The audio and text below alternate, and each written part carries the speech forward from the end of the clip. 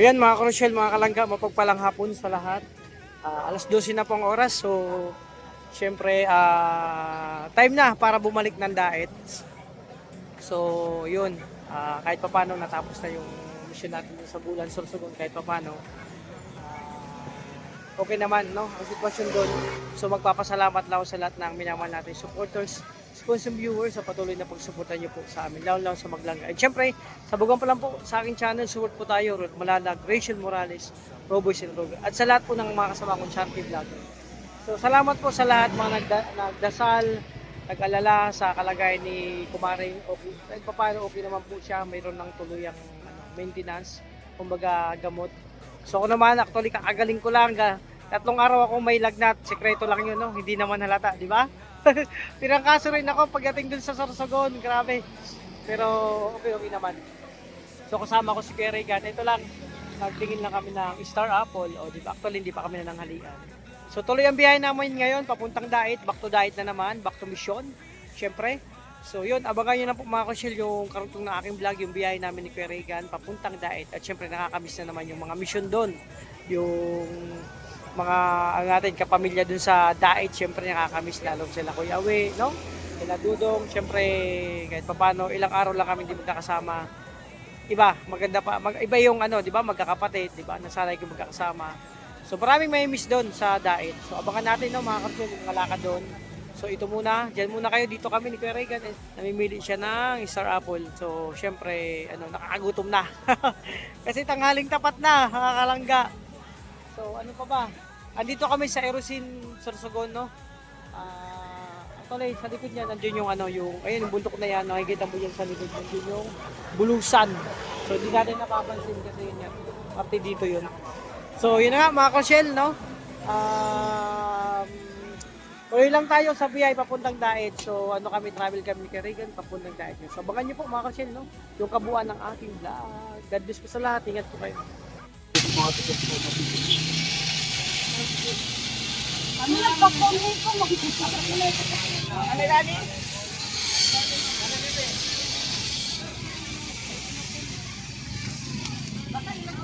So ayan mga kalangga, actually dito kami sa Bato, no? Bato Pili. Nagutom kami. Kain muna kami ng barbecue lang. Ayan, may kunting fishball. Nagutom kami ni Kuya Regan. At mga kalangga, may naalala ko sa lugar na to. May naalala talaga ako. So yun mga kalangga, isa sa naalala ko dito mga Karshel, yung kompleto ang Roboys dito, syempre kasama yung Maglangga dito sa bato na to. Mga Karshel, naalala ba yung dating feeding dito na ginanap, di ba? Feeding program para sa mga bata is ganito. So yun, nandito kami para puntahan si Tita Malo, punta namin kay Regan kasi meron siyang ipapadala mga Karshel. So ako naalala ko dito yung sama-sama kami to, kasama si Ladudong, si Rachel, ang Roboys, nagpapa-feeding po mga Karshel. Ayun, doon po sa loob na yan. Kaya maraming memories masasaya dito sa lugar ng Bato kasi that time ilang araw po kami sa bahay nila Tita Malo. Nag-stay noon mga 2 araw. Oh, di ba? So ito yung lugar sa Bato. Mga kalangga. At dito kayo, mag-ihaw-ihaw muna kami kay Regan. Fishball, kikiam. Ayan. Kasi nagutom na kami. So, mamaya pasok ako dun sa loob mga kalangga. Inaantay ko lang maluto yung in-order namin. So, andyan na po si Tita Malo. Ayan. Yung ulo, okay na po. Andyan na po si Tita Malo kasama ni Kuya Regan. So, try ko magkain. Masarap tong kainin, no? Dugo, no? Ano to? Ang tawag nito? May tawag nito sa Tagalog, no? Tsaka ulo. Tapos fishball.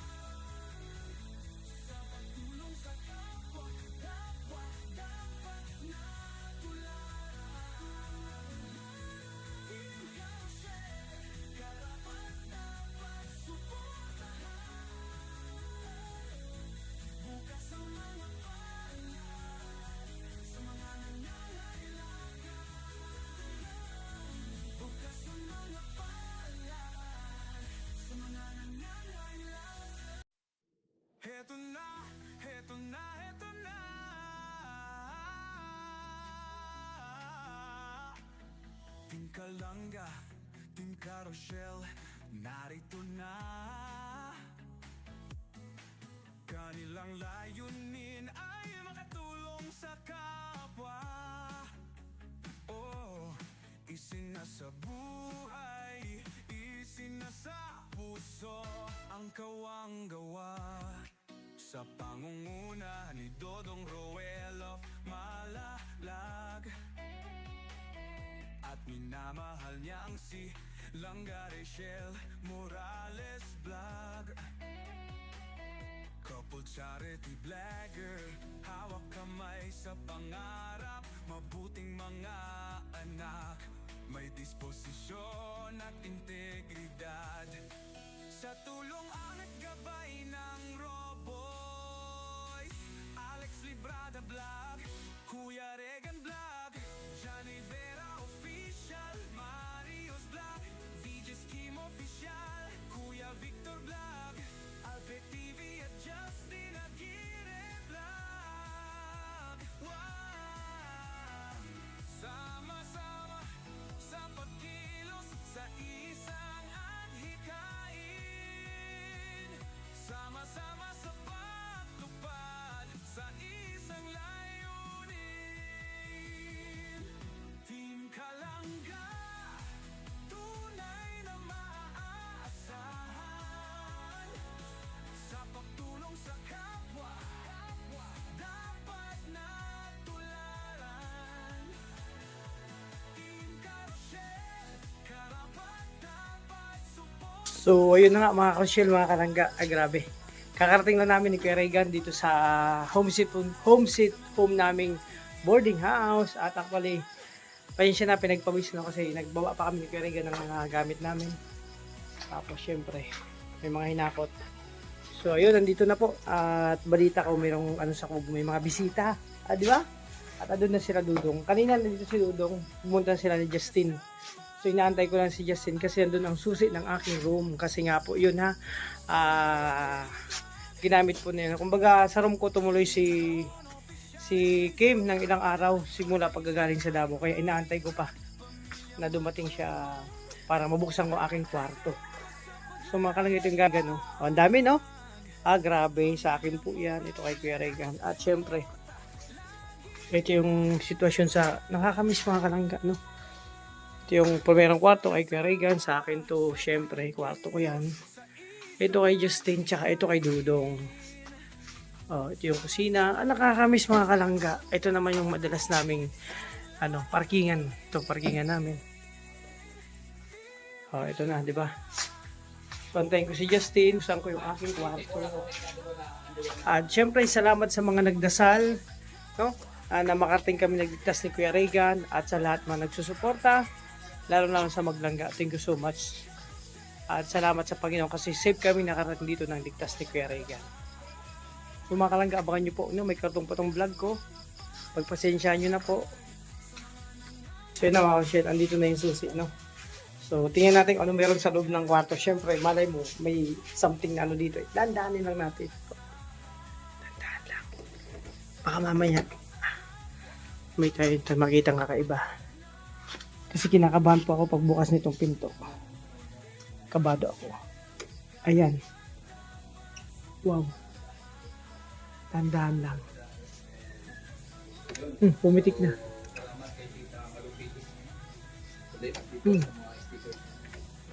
Wow. Kalangga, kinakabahan ako.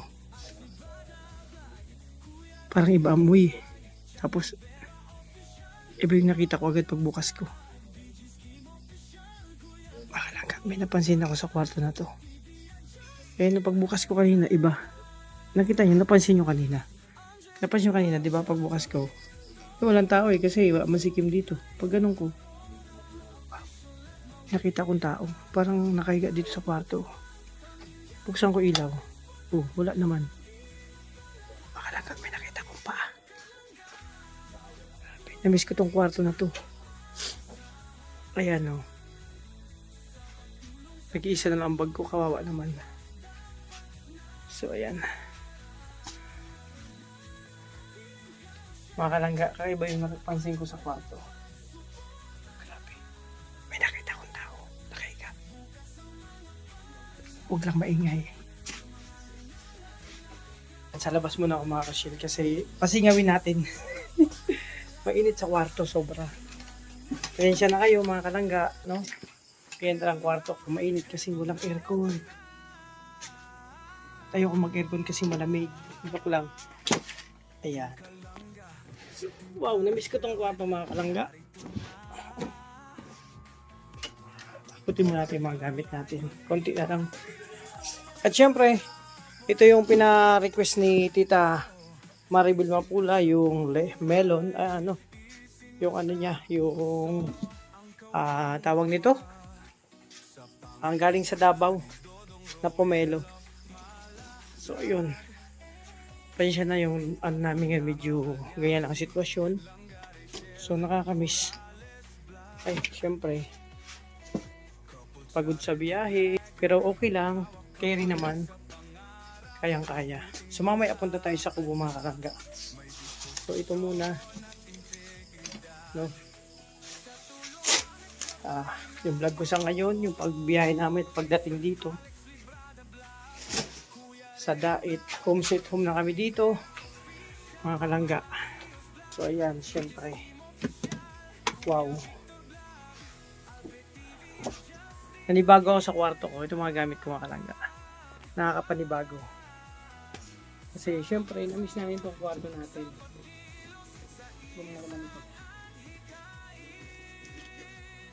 Nakakamiss. So, yun, syempre, salamat sa Panginoon dito tayo nakarating. Dito sa bahay. No? Sa bahay namin nila Dudong, home sweet home. So, may napansin na ako kanina. Pero okay lang yun. Ito yung sinasabi ko mga Rochelle na dito sa kwarto ko. Minsan, may kasama ko. Minsan, wala, di ba? So, hindi nyo napansin kanina pagbukas ko ng pinto. Subukan na natin. Patayin ko ang ilaw. Diba? Tapos meron doon. Pagbukas ko. Iba nakita ko dito. Pero okay lang. Kamusta? So, sana ay okay kayo nung umalis ako. At pagdating ko, okay pa rin kayo. So, ito lang mga kalangga. So, ikutin ko yung buong bahay. Pasensya na. Ito muna yung vlog ko mga kalangga. Siyempre, okay pa naman. Magamit sa labas. Nakakamiss Pajero ni Kuya Regan. So, ito yung sitwasyon namin dito. At may papaya na po kami dito. Wow, malaki na yung alaga namin papaya.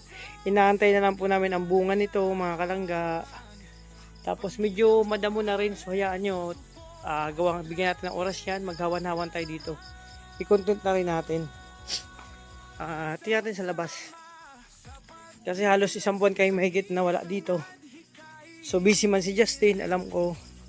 Si Jante. Tapos hanap buhay. Ito. Yung sitwasyon ng ano namin.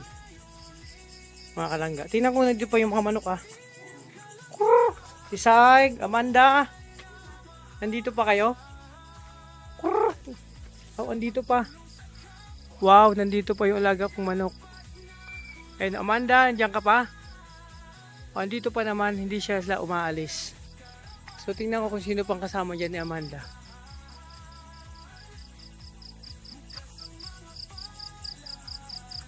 Tulubi-lubi. Tingnan natin kung, nako, nakakagulat pala dito. Nalaki na mga kalangga ng ano. Grabe, kawanin natin to. Tingnan ko kung dito pa mga manok. Yung manok natin walang itlog. Andun pa naman mga kalangga yung mga manok natin, meron pa ako nakita. Ibig sabihin nandito pa naman. So hindi pa naman sila nawawala. Tabi-tabi po. Ang lalaki na. So marami tayong trabaho bukas. Sunod na araw mag-ano tayo dito, maghahawan. So ayan, nakita nyo po puro mapuno.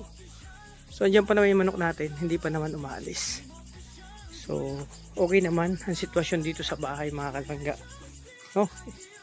Marami lang tatrabahuin, syempre lilinisin, mga hawanin. So kayang-kaya yan, ako pa. Bigyan natin ng oras yan. So ayun, ito na yung bahay namin, syempre.